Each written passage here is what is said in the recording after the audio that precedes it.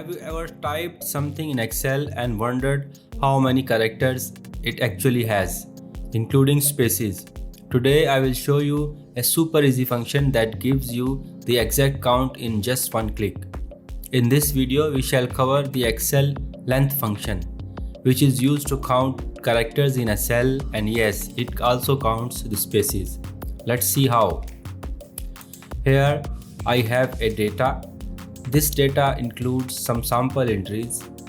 Some of the entries include space in between them, and one entry contains a character in them. So let's see how the length function gives us the result. Here I will type the formula. I will give the cell reference by clicking in that cell, close parenthesis.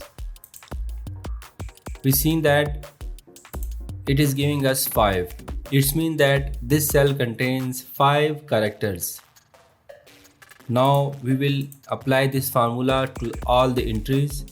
Here is a simple way. Just click on this cell, bring your mouse cursor to this corner, and when you see this plus sign, just click, press and hold and drag this below until you want this formula.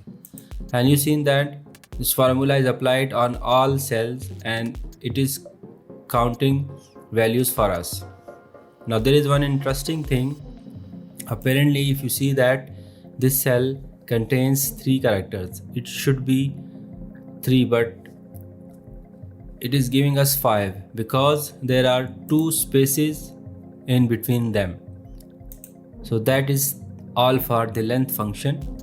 It counts all values, all characters including spaces and symbols for us. Thank you. That's all for today.